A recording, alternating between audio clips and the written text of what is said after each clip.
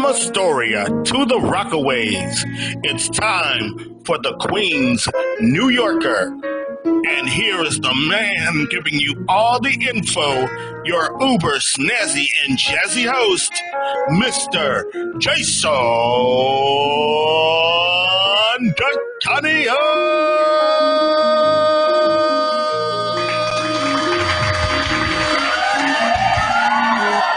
Oh, thank you. Thank you very much. Oh, what a group. Thank you. Oh, wow. Welcome, everybody, to the show. Oh, no. Sit. You're too kind. Thank you very much. Welcome, everybody. Oh, nice. Very nice. Welcome to this edition of the Queen's New Yorker. It is episode number 51 on this Thursday, February 6th, 2020, or 2020 as we like to call it. And because we have our studio audience with us, once again, give it up for the studio audience. Yeah. Give yourself another round of applause. Yes. Oh, my. Get yourself situated here. Yes. Oh, no. You're... see? Yeah. I was just going to say that the channel is not about me, and you see how I set to my attention at the attention on the audience, so that way it gets it going there. So that's the way to do it. So, anyways, folks, hopefully you had a wonderful week, and hope you've been tuning into the other episodes because they are looking phenomenal. I'm looking at the dashboard right now, and despite the fact that we are starting new material here on the Queen's New Yorker, the channel is still getting double-digit views. But this last episode 50,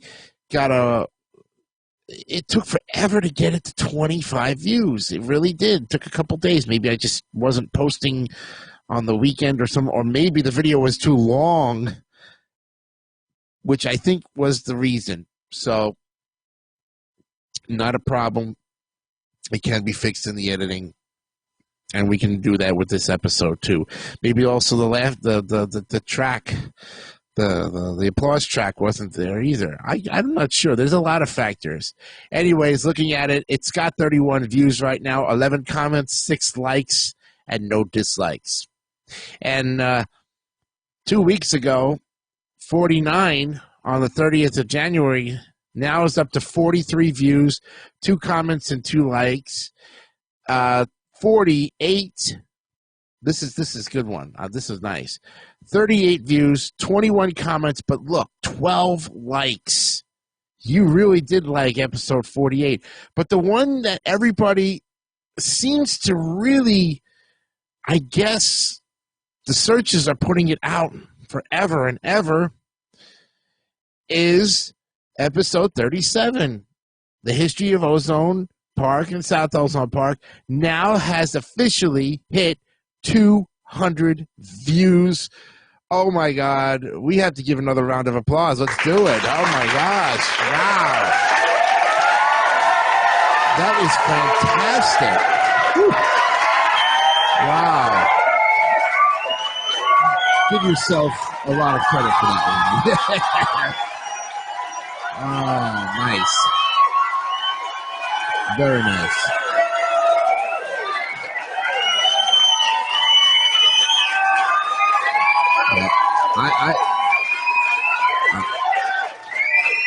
What can I say, folks?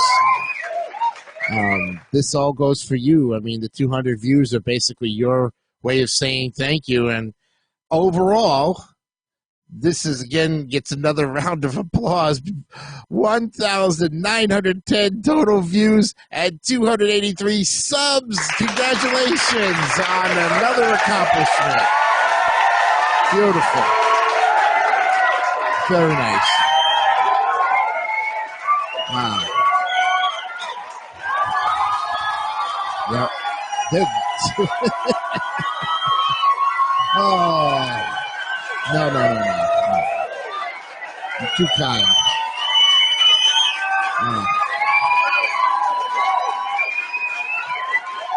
Very nice. Yeah. So, all right. Now that we've gotten it all out of your system and everything, let's move on to the business of today. Of Thursday, February 6th, 2020. And we're still in Astoria. We're going to be looking at some museums today, more museums. Last week you saw the Museum of the Moving Image and the Kaufman Astoria Studios, where Sesame Street was filmed. So today I'm going to introduce you to two more places historic to Astoria. This is the Noguchi Museum and the Socrates Sculpture Park. So we have a park and a museum today. So let's delve right in and get on with it, okay? So the Noguchi Museum, or chartered as the Isamu Noguchi Foundation and Garden Museum, was designed and created by the Japanese-American sculptor Isamu Noguchi. Now, opening on a limited basis to the public in 1985, the purpose of the museum and foundation was and remains to preserve and display Noguchi's sculptures, architectural models, stage designs, drawings, and furniture designs. The two-story, 24,000 square feet museum and adjacent sculpture garden, located in Long Island City in the section of Queens, 1 block from the Socrates Sculpture Park, underwent major renovations in 2004, allowing the museum to stay open year-round. Now, to house the museum, in 1974, Noguchi purchased a photogravure plant and gas station located across the street from his New York studio, where he had worked and lived since 1961. The Isamu Noguchi Garden Museum opened to the public in 1985 on a seasonal basis, and in 1999, the Foundation Board approved a $13.5 million capital master plan to address structural concerns, ADA and New York Building Code compliance, and create a new public education facility. During the renovation, the museum relocated to a temporary space in Sunnyside, Queens, and held several thematic exhibitions of Noguchi's work. In February of 2004, the museum was formally chartered as a museum and granted a 501c3 public charity status. The Noguchi Museum reopened to the public at its newly renovated space in June of 2004, and the museum building continued to suffer from structural issues into the early 2000s, and a second $8 million stabilization project was begun in September of 2008. There are 12 galleries and a gift shop within the museum. Until March 26th of 2008, a 60-foot tall, 75-year-old tree of heaven was a prominent centerpiece of the sculpture garden at the museum. The tree was spared by Noguchi when in 1975 he bought the building which would become the museum and cleaned up its backlot. In a sense, the sculpture garden was designed around the tree, said a former aide to Noguchi, Bonnie Rachlock, who later became the museum curator. And by early 2008, the tree was found to be dying and threatened to crash into the building, which was about to undergo an $8.2 million renovation. So the museum hired the Detroit Tree of Heaven wood shop, an artist collective, to use the wood to make benches, sculptures, and other amenities in and around the building. The museum celebrated the 25th anniversary of its opening with the expedition on becoming an artist, Isamu Noguchi and his contemporaries, 1922 to 1960, which showed from November 7th, 2010 to April 24th, 2011. The New York State Council of the Arts has recognized the museum's educational program, Art for Families, as a stellar example of a community outreach program and Art for Tots as a superb approach in making young children comfortable in a museum setting. And that's a look at the Izumo Noguchi Foundation and Garden Museum. Now, let's take a look at the next one, which is the Socrates Sculpture Park. The Socrates Sculpture Park is an outdoor museum and public park where artists can create and exhibit sculptures and multimedia installations. It is located 1 block from the Noguchi Museum at the intersection of Broadway and Vernon Boulevard in the neighborhood of Astoria, Queens. And in addition to exhibition space, the park offers an arts education program, artist residency program, and job training. Now, in 1986, American sculptor Mark de Suervo created Socrates Sculpture Park on an abandoned landfill and illegal dump site in Long Island City. The 4-acre site is the largest outdoor space in New York City dedicated to exhibiting sculpture. The former landfill was renovated into the current park by a team of contemporary artists and local youths. The park operated for 14 years with only a temporary city park status. In 1998, the park was given official status by former New York City Mayor Rudolph Giuliani as a permanent city park after a developer attempted to erect luxury apartments and a marina on the site after the park's lease had expired. In 2005, the park was among 406 New York City arts and social service institutions to receive part of a U.S. $20 million grant from the Carnegie Corporation, which was made possible through a donation by New York City Mayor Michael Bloomberg. At the Socrates Sculpture Park's main entrance hangs a 10 by 28-foot billboard structure that has been an ongoing installation since 1999. The original billboard was a mirror image of the street created by artist Matthew Boyresevitz, built by ongoing volunteer Ross H. Raddick, who is a mechanical engineer and neighbor. New billboards are installed once or twice per year, and artists work with printmaking and photography to create an image that greets visitors as they enter the park, and it sets the tone for the current show. The billboards are in conjunction with each spring exhibition, and the park has numerous workshops and public programming. Many artists lead tour programs of current exhibitions, and there are summer art projects and various free public events such as yoga and capoeira on Saturdays, and outdoor movie screenings on Wednesdays that begin in mid-July and end in mid-August. Grow NYC runs an Astoria Farmers Market in the park every Saturday during the summer months. In January of 2019, the park announced its plan to construct and install permanent staff offices made out of shipping containers. This would be the park's first permanent on-site structure. And artists who have exhibited at Socrates Sculpture Park were Vito Aconce, Merle Temkin, Sanford Biggers, and Agnes Denz. Very nice. So there you have it, folks. 2 great locations, historical places, the Izumo Noguchi Museum and the Socrates Sculpture Park. Next time on the program, we're going to look at some more of Astoria, places of interest, including Astoria Park along the East River. We'll take a look at the Hell's Gate Bridge. Ooh, that should be fun. But that's going to be more or less later on as we look at bridges and tunnels, which will be coming up later in our season.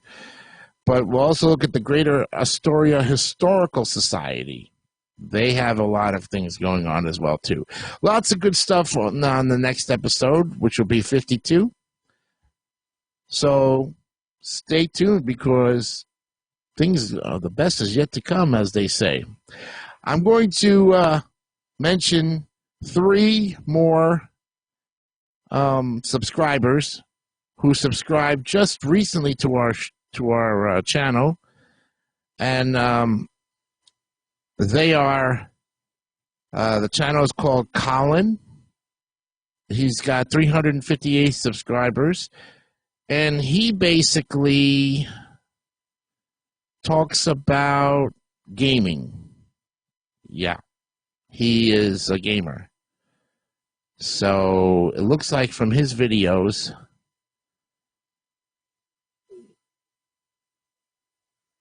yeah, he talks about four-wheel drive cars and gaming and stuff. Let's see what his about. Not much. He wants help just to get to 1,000 subs. Well, you got us, bro. Don't worry about it. Colin, welcome aboard. Jonathan's Gaming, 33 subscribers. He talks about gaming. Fortnite, basically, is the big one. He's here to make gaming videos for you guys on my Nintendo Switch. Welcome aboard, Jonathan's Gaming. And finally, Max Washington's Song, 57K subscribers. His channel is basically playing guitar and keyboard. He sings and writes songs, rock, folk, funk, electronica, jazz, blues, country, etc. He says he does comic book hauls and comic book analysis and reviews for adult fans of graphic literature. And there you have it, folks. 3 more subscribers who subbed back to the Queens New Yorker. That's right. And every time on this on the channel, every episode will feature 3 more of our loyal friends and true who have subbed here to the Queens New Yorker, because the Queens New Yorker subs to you, you can sub back to us in a sub swap. Very nice. All right, folks, we will see you the next time. I think I've bored you enough. No. Remember, always to be honest, be real, and keep it simple, stupid. Kiss. Remember that. On the Queens New Yorker, right here on YouTube and Instagram, if we can get the darn thing working. See you the next time, folks. Bye-bye. You have been watching the Queens New Yorker. This is Jason Kelly on a Jason DeCanio internet presentation. Thank you for your support.